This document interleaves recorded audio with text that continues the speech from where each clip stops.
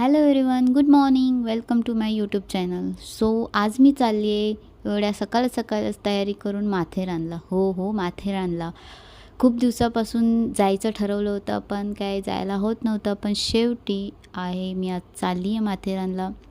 सकाळी 5:45ची ट्रेनसाठी मी वेट करते इथे. दिव्यावरून पकडली 5:45ची ट्रेन. सो ट्रेन काही येत नव्हती, तोपर्यंत आपला टाईमपास चालला होता. फायनली 5:45ला ट्रेन आली आणि मी बसले. आणि ट्रेनमध्ये एवढी जागा होती की सकाळ उठून आले होते झोपेतून. सो असं वाटत होतं त्या ट्रेनमध्ये जाऊन झोपावं. एनिवेज देन आम्ही 1 तासात पोचलो नेरळ स्टेशनला. नेरळ स्टेशनवरून समजत तर नव्हतं कुठे जायचं, कसं जायचं.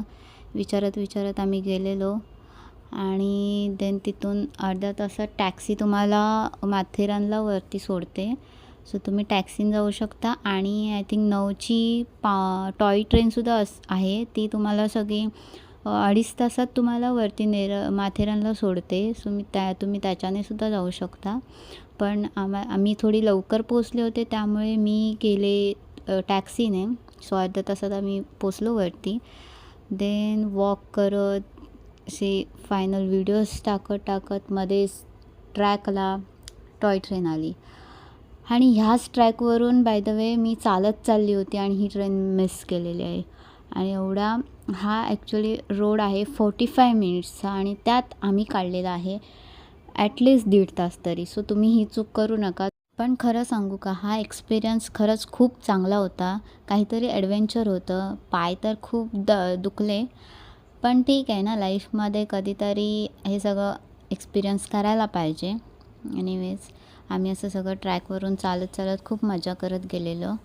आणि खरं तर आम्हाला टॉय ट्रेनने जायचं होतं, पण टॉय ट्रेनचे टायमिंग्स आणि काहीच माहीत नव्हतं आम्हाला त्याबद्दल.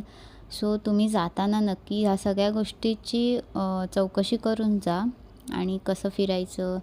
आणि जर तुम्हाला माथेरानला जायचं असेल ना, तर ॲटलिस्ट 2 दिवसाची तुम्ही ट्रिप काढा. बिकॉज एका दिवसात माथेरान एक्सप्लोर नाही होऊ शकत. सो जायचं असेल तर नक्की 2 दिवसाची ट्रिप काढून जा. आम्ही एका दिवसामध्ये नाही फिरू शकलो सगळे पॉईंट्स. आणि माथेरानला वरती पोचल्यावरती रिक्षासुद्धा तिकडे वरती मार्केटला घेऊन जातात. आणि जिथे जे पॉईंट्स फिरण्यासारखे आहेत तिथेसुद्धा रिक्षा त्या घेऊन जातात. पण आम्हाला ॲडव्हेंचर करत जायचं होतं. सो आम्ही ते रिक्षाने गेलो नाही. सगळीकडे आम्ही चालत जात होतो. आणि शेवटी एवढे दमलो की लास्टला पाय गळ्यात आल्याने शेवटी माझ्या चप्पलने सुद्धा हार मानली. माझी चप्पलसुद्धा तुटली. आणि एक तुम्हाला सांगते, तुम्ही जर काय खायला वगैरे घेतलात ना, तर जिथे घ्याल तिथेच खाऊन पुढे जा. कारण की आम्ही जे आईस्क्रीम घेतले होते, आमचे आईस्क्रीम माकड घेऊन गेले. आम्हाला एवढं रडायला आलं होतं. एका मुलीच्या हातातून ते लोकं आईस्क्रीम घेऊन गेले. तुम्हीच सांगू शकता हे दुःख किती मोठं आहे ते. शेवटी एवढं चालून आम्ही गिवअप केलं आणि घरी निघालो. तुम्ही हालत बघू शकता काय झाली आहे.